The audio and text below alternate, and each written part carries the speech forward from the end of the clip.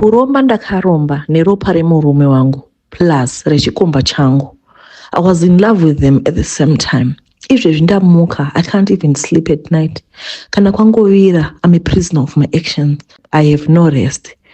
For you to understand my story, ndoda kuti ndibve nemi kwakatangira nyaya. Makuriro andakaita zvakazoita kuti ndiroorwe nemurume akandiroora, uyezve murume iyeye chakazoita kuti ndimuchite, uyezve kuti ndizomisawo palist yevanhu vakasacrificewa kuti ini ndiite mari. Ndakakura mumhuri yakanga iri broken. Baba vangu namai vangu vakarambana ndiri grade 3. I loved my parents. Ndaida baba vangu zvisingaiti. Moyo wangu wakatsemuka ndichiona vachienda vachitisiya. Pekutanga vakanzi vatransfer. Asi zvakazova pachena kuti vakanga vave nemhuri nyowani. Amai vangu vakabvawo varoorwa 2 years later. Ndokubva vatangawo family yavo vakaita vana vavo kumhuri nyowani yavakanga vatanga. Inini stayed from house to house. Ndikamboenda kwasekuru, ndomboenda kwagogo, ndomboenda kwamaigoro. Zvinhu zvaindirwadza ndichiona vamwe vana vana nababa vavo nanamai vavo, asi ini ndakanga ndisina family. I remember ndakambonyorerawo mai vangu tsamba ndikavabvunza kuti nai mama, saka isusu tichazogarawo tiri family worini? Ndakazonogara kwavatete vangu. Ndagara kwavatete vangu vakanga vane vana vavo 2 nemurume wavo. Ini ndakasvika ndikaita wechi3 nemusikana webasa pambapa. Pataigara pambapa ndakanga ndisingadiwi, ende ini semwana at that time ndanga ndava grade 4, asi ndainyatsoona kuti pambapa ndakanga ndisingadiwi. Rimwe zuva pambapa pakazoshayikwa mari, vedu weka ndakazvambaradzwa. Asi handizivi kuti sei nyaya yacho yakazongogumisira yakunzi ndini ndakaba mari. I remember very well on this day. Manguru vangu vakanotenha shamu 10 vakauya nadzo. Vakandirova, vatete vangu vakagara pakona yemubhedha vakatarisa. She was not moved. Ndakatanga ndichachema kusvika ndanyarara. Vakandizvambaradza. Ndakange ndongogomera chete. Ndio makuriro andakaita. Ndakazobva kwavatete vangu ndichibva ndanogara kwambuya vangu, ndokubva ndanyora form 4. Ndapedza form 4 ndakanga ndafeira ko chii chaizobudawo pafungwa dzakaita sedzangu. Kubva kumunana grade 1 grade 2 ndaigona chikuru usingaiti, asi because of my changes eupenyu hwangu ndakabva ndafoira. Pakabva paita mai mufundisi vakanzi vakanga vari kuHarare vaida musikana webasa. Iko kuuya kwandakaita kuHarare ndikatanga kushanda muHarare ndichigara kumba kwamai mufundisi ava. Ndakabva ndaona vamwe brother tichavati Gilbert. Brother vandakasangana navo kuchechi vakanga vane rudo, vakandipfimba tikawirirana. Maybe kana ndichiti vakanga vane rudo, kwandiri semwana akakura asina rudo, ndaifunga kuti rudo nekuti vaizama kundiratidza moyo wakanaka, vachiita zvakanaka, asi pakanga pane ma-red flags. Tichidanana apa vaigona kungotsama bhodhi ava, vaigona kungotsama wotanga kuputsira zvinhu pasi.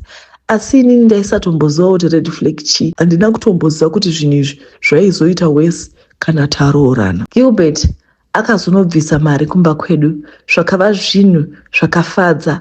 Baba vangu havana kuuya kumarooro, amai vangu nanasekuru vangu ndivo vakatiroodza. Asi remember kuti ndati amai vangu vakanga vasina relationship neni nekuti vakanga vane vana vavo vavaida nemurume wavo. Inini ndakanga ndichingori mistake. Ndakaroorwa pamusaka pekufilawo kuti ndaidawo kutangawo mhuri yangu. I wanted to belong. Ndizvo zvakanyanya kundipusha kuti ndiroorwe. Ndakanga ndiine makore 25. Ndakabata pamberi asi Gilbert akangotanga kuchinja. Kana kuti regai ndingoti akangotanga kundiratidza ma-true colors ake. Akanga ane rough, aiti akatsamwa, airovera zvinhu pasi, achiputsa zvinhu pasi kana kundisunda. Panguva iyi ndakanga ndatova nepamuviri, aindisunda ndowira pasi ndochema. Kana ndachema 2 minutes later otanga kufila bed, uya uzo apologize, oti sorry wanyanya kunditsamwisa, asi usanditsamwisa tasaone zvino ndakukuvadza. Pane dzimwe nguva aiti kana akatsamwa ainditorera zvese, ko handiti ndandisachashandi rangu basa ranga riri mumba, zvino ndaizoemployiwa kupi? Iye akanga ane basa rakanaka, sezvo vakanga vari brother vekuchechi, ndiko kuroorana kwatakaita. Havana kutarisa kuti ndakanga ndiri musikana webasa, vakatarisa kuti ndakanga ndine chimiro chakanaka. Zvino vaizoti kana vatsamwa vaivanditengera foni, vaitora foni iyoyo obva atora zvese neline, kana kuti dzimwe nguva ndaibvisigwa line otitora line rako ndipe foni yangu, ndosara ndakabata line mumaoko. Ndaitukwa for zvinhu zvidiki diki, sekuti chero ndikawanza sauti mumuriwo ndaigara ndatotukwa. Iyi yakanga iri first month of our marriage. Fast forward, the way I was being treated by Gilbert yakaita kuti inini naye relationship yangu inge ichitonhora. Ndakashaya emotion, ndakanga ndisisa chamudi, asi hapana kwekuenda, kwini ndakanga ndisina kwekuenda, saka ndakagara pamba. Takatanga relationship yedu yakatanga kuita grow cold, asi iye aizvisvededza padhuze, okangama kundituka nekundinyadzisa kwese kwaindiita chero pamberi pefamily yake. Ndaishuwirawo kuti ngadai ndiine mari, pamwe ndaizovawo munhu ari nani, pamwe ndaizobatawo zvakanaka naGilbert. Amai vake chaivo vaitobvunza kuti anomboshanda kupiwo yeye, ende ini ndakanga ndisingashandi. Zvese izvi zvaikanga zviri mumaziso eshamwari yangu yandaipinda nayo chechi. Shamwari, ingadai watangawo kabhizinesi kako, ngatitange kabhizinesi pamwe ungaitawo nani. Iyi pfungwa iyi ndakaibatira pamusoro-soro. At this point mwana wangu akanga atova ne2 years. Ndikabvumirana naye, ndokubva ndaenda kuna Gilbert ndikamukumbirawo mari yekutanga. Ndipo pandakaenda kuSouth Africa kuDragon City, ndokubva ndanohodha mbatya dzangu ndikauya ndikatanga kutengesa. Vanhu vekuchechi ndivo vakanga vari makastoma angu, asi dzimwe nguva vaitenga, kana vatenga vaisabhadhara. Zvinhu zvakandinetsa, ndipo pandakazoudza shamwari yangu ndikati, shamwari, ininika zvinhu izvi hazvisi kufamba, vanhu vanotenga asi havasi kubhadhara. Dzimwe nguva ndosvika pakushayiwa mari yestart. Shamwari yangu ikabva yanditi ngatitsvage plan, pamwe tingawana munhu angatipa mushonga welaki. Shamwari yangu yakazodzoka ikandiudza kuti pakanga pana sekuru vakanga vari kuMozambique kuBeira. Sekuru ava vaibatsira, vaigona kutipa mushonga welaki ukuti makastoma awande, uyezve kuti business rikure. Semunhu akanga agara achiita zvekutenga nekutengesa, ndakabva ndaudza Gilbert kuti this time ndikunotora order kuBeira. Takaenda kuBeira neshamwari yangu, madirections takanga tinawo. Takasvika tikaburuka muBeira mutown, tikazotsvaka transport yaipinda mukati mumamisha. Takati tasvika ikoko ndobva taona sekuru. Pamba apa pakanga pakazara vanhu. Tati tasvika paya vanhu vazhinji vaida kubatsirwa, vamwe vaibva nekuSouth Africa, vamwe vazhinji vaibva kuBotswana, nevamwewo vemuBeira imomo, nemazimba akawanda. Chance yedu yakazosvika yekuti tinobatsirwa, ndokubva ndapinda. Takati tichipinda, sekuru vaya vakabvunza kuti takanga tavengei. Takudza kuti ndine dambudziko, business rangu rakanga risiri kufamba. Sekuru ndipo pavakazongonditi, muzukuru, kana business rako risingafambi, pane chinhu chimwe chete chaunogona kushandisa.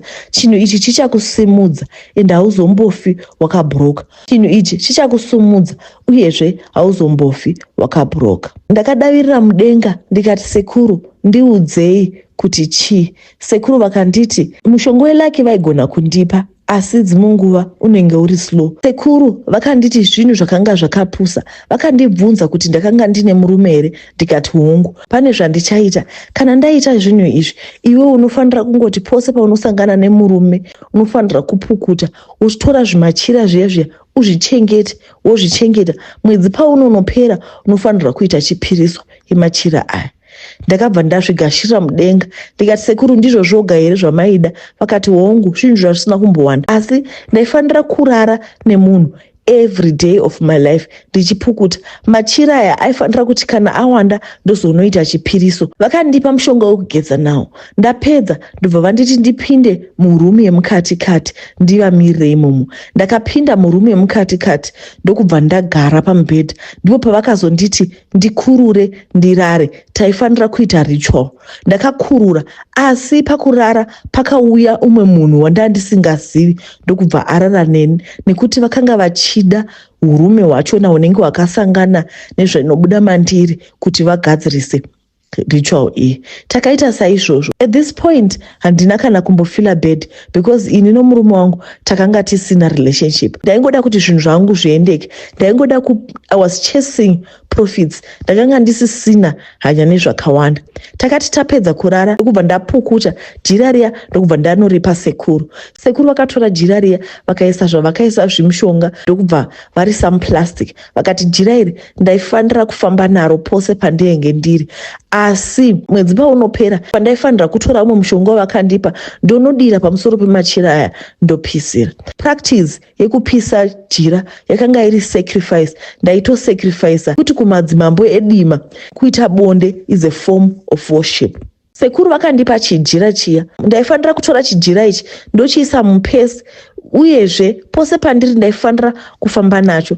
Kana ndangosvika kumarket zvinhu zvangu zvaizotengwa. Takadzokera kuZimbabwe. Tasvika kuZimbabwe paya tatine order shoma yatatabva nayo kuBeira yekungorasisawo mavengi. Takasvika paya ndikatanga kutengesa. For the first time zvinhu zvangu zvakatanga kutengwa. Ndakazosvika pakuvhura shop mutown ende vanhu vaifuloka pashop pangu. Chijira chiya ndaifamba nacho pose pandendiri chinenge chiri mumupesi mangu.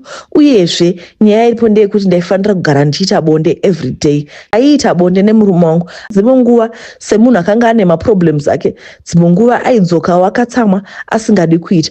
Ndipo pakatanga kuita dambudziko rangu. Ndikaona kuti zvinhu izvi zvaizondinetsa nekuti machira angu aisazokwana. Ndaifanira kuita bonde 7 days a week. Zvichireva kuti ndaifanira kuva ndine machira 28 andinenge ndapukutisa andaifanira kuzonosacrifice kana mwedzi wapera. Saka ndakaona kuti zvinhu zvichandinetsa ndiko kutsvaka kwandakazoita Thomas. Kusangana kwandakaita naThomas. Rimwe zuva ndakati ndabhuka ndege yangu tienda kuSouth Africa. Ndobva ndasvika kuairport. Ndakati ndasvika kuairport ndobva ndaita check in. Yanguva yekuti ndichinokwira ndege ndakutanga kutsvaka passport. Passport yakangodisappear ndigotanga kumhanya ndichishayiwa kuti passport yakanga yaendepi. Vanhu vose vaiva vari paairport vakatondibatsira kutsvaka passport iyi. Thomas anga andiona ndichisvika paairport. Ko takanga tava vasikana vanga vava transformed. Takanga taakugesawo. Zvazvekuti ndikasvika panzvimbo it was very easy to notice me because then ndiri outstanding ndakapfekawo zvakanaka. Thomas akandiona ndichitsvaka passport akabva angotangawo kundibatsira akatondibvunza kuti passport mamaisa pai. Takazowana passport ndandaidonhedza soon after ndapedza kusechewa. Thomas was very friendly. Takati tasvika kuOR Tambo ndokubva angonditi kana makudzokera oi namba dzangu mundifonere. Ini semunhu anga ane zvaitsvaka ndakabva ndatoziva kuti Thomas ufriendly wake ndaizogona kuwana zvandaitsvaka. Takadzoka kuHarare. A week later ndobva azonditumira message paWhatsApp akati zviri sei.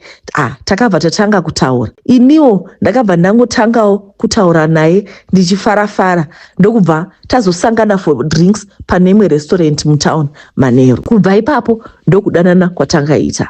Machira angu andaifanira kuita chipiriso aya akanga akukwana nekuti ndine madays andaiona Thomas ka3 kana ka4 pavhiki nekuti dzimwe nguva murume wangu anenge asipo kana kuti anenge ane mamudu ake. A year later ndakarota sekuru vachitidzoka. Hope idzi dzakaramba dzichiuya each and every day of my life. Ndikatoona kuti ndakanga ndisina rest. Ndokubva ndakwira bus ndikaenda. Ndakati ndasvika ndokubva ndaudza sekuru kuti ndandonyanyo kuramba ndovarota. Vakati hongu ndanga ndichida kuti ndikuudze kuti yasvika nguva yekuti tiende panext stage. Next stage yaizoita kuti business rangu rikure kudarika apa. Sekuru vakabva vandiudza kuti business remari kana uchida kuti mari irambe uchiendera mberi ndaifanira kutosacrifice munhu.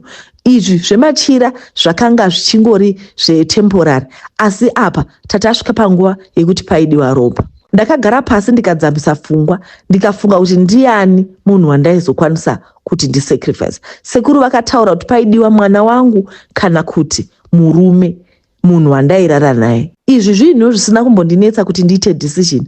Ndakabva ndangovaudza kuti murume wangu. Vakabva vandibvunza kuti picture rake ndakanga ndinaro here. Ndokubva ndati hongu ndokubva ndavapa. Sekuru vakaita zvavakaita. Ndakati ndatocrossa border our helper ndokubva atondifonera akati baba vangodonha kuno manyai. Ndakazoti ndonosvika kuchipatara ndikawana munhu atoshaya. Izi chemwoyo ndakazoti chii chaiti. Vamwene vangu vakauya vakachema murume wangu. Vanhu vekuchechi vakanga varipo vakaimba nziyo dzavo. Zvese izvi zvakaitika kwandiri yakanga ichingori nei. Murume wangu ndakanga ndisina relationship naye.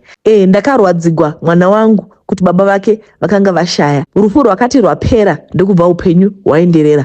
Kubva ipapo business rangu ndakatanga kuita maprofits ari 100 times. Ndakatanga kuita mari isingaiti.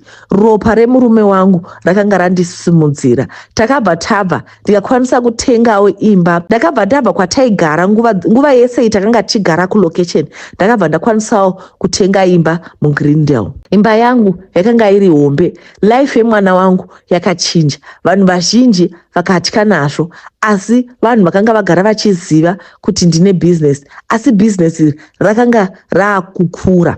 Ndakabva tavhura mashopu kumasvingo, kwaMutare nekuBulawayo. Muupenyu hwakatanga kuendeka. Ndikatanga kuenda kuTurkey nekuChina tichinohodha nemamadzimai. Pane madzimai anotamba maraundi ema1000 pavhiki. Ndakabva ndatojoinawo madzimai wawo. Lifestyle yangu yakachinja, asi ndakanga ndaane dambudziko. Everyday usiku ndaisarara. Ndakaudza sekuru ndikati, sekuru, ini kuno hope hakuchina. Sekuru vakati zvakanga zviri for a short period zvaizodarika. Takagara 2 years business rangu richiendera mberi. Life yangu yakanga yakanaka. Mwana wangu akanga achienda kuchikoro chinodhura, hapana chataishaya, asi kurara usiku ndakanga ndisingarari. Pandakabva kuMozambique, sekuru vakandipa bhodhoro. Bhodhoro iri raigara modropu, rakanga rine mushonga waivemo. Sekuru vaive vati bhodhoro iri rigare modropu, uyezve jira rangu riya rekupukuta rakanga richingoripo. Takanga tichiendera mberi nekurara. Aiwa, kurara hatina kuregera. Thomas akanga atovapo full time. Ndakazongotarisa bhodhoro ndikatanga kuona kuti bhodhoro iri raita sekuti kana ndakarara ndikavhura maziso ndaiona sekuti Gilbert akanga arimo mubhodhoro achichema. 3 years later on this night ndakanoti ndichivhura bhodhoro ndokubva ndaona mushonga wakanga uri mukati uchichinja kuita ropa. Ndakarohwa nehana ndikashaya kuti chii, ndokubva ndavhara. Ndakadzoka zvakare ndikati pamwe maziso angu aindinyepera. Ndakavhura zvakare ndikaona kuti bhodhoro rakanga ratova ropa. Zvinhu zvakandinetsa. Ndakafonera sekuru vakati ndidzoke. Ndadzokera ndipo pavakazonditi zvawaive waona izvi zvaireva kuti yakanga yava nguva yekuti tipe chimwe chipiriso. Koropa raifanira kugara richiteurwa nguva nenguva. Mwoyo wangu wakatsemuka. I was not ready zvakare kuti nditi umwe munhu ashaya. Sekuru vakandiudza kuti you choose between mwana wako kana kuti munhu waunorara naye. Mwana wangu was a no-go area. Ndiye ogawo wandakanga ndinaye. Udza pekutanga kuti I have always wanted to have family, and family chinhu chakakosha pandiri. Ndakagara pasi ndikashaya kuti zvinondoita sei. Munhu wandakanga ndichingorara naye ndiye Thomas akanga ari chikoma changu chandakatanga kudanana nacho paya Gilbert achiri mupenyu mundege. Ndakazopererwa. Sekuru vakati kana ukasazviita izvi ndaizofa. Saka ndaitofanira kupa sacrifice yaThomas. Ndakazongovati Thomas, asi moyo wangu wakanga watsemuka. NaThomas takanga tine relationship yakanaka. He was a very kind man, like I said. From day one ndakasangana naye kuairport, akanga andiratidza moyo wakanaka. Akanga ari munhu anonzwira, akanga ari munhu anoteerera, akanga ari munhu ari very kind. Kubva ipapo ndo mistake yandakaita.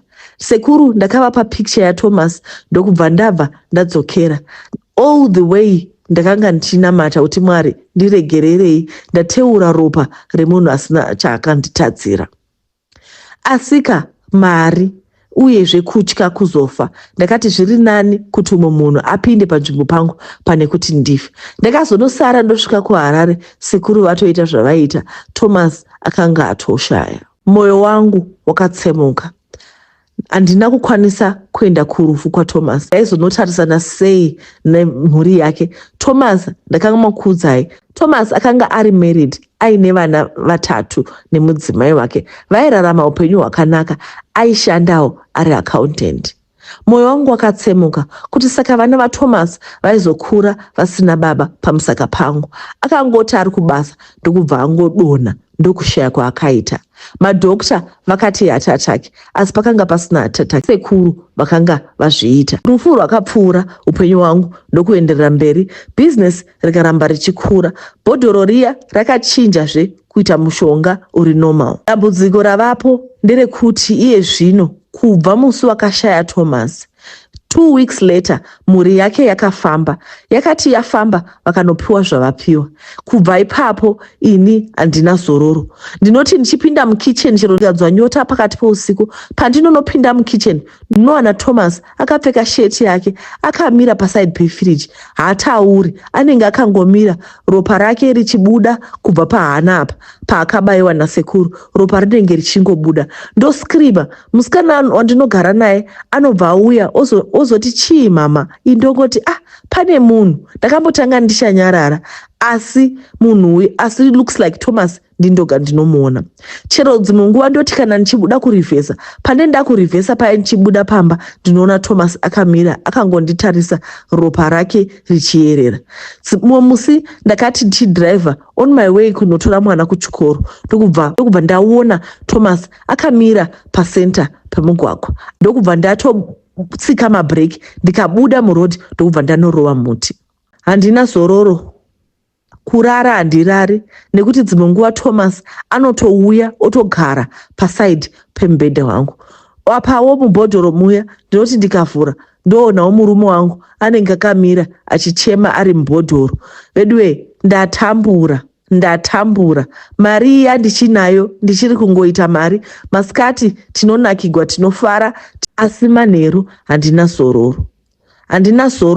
Ndatambura mhuri yeZimbabwe. Handiziviwo kuti ndiite sei. Ndiende here ndinokumbira uregerero? Sekuru vakati ndaisafanira kupupura, ndinofanira kugara nazvo ndakanyarara, otherwise ndikanopupura ndinozopenga, uyezve ndinorasikirwa nezvinhu zvese zvandinazvo.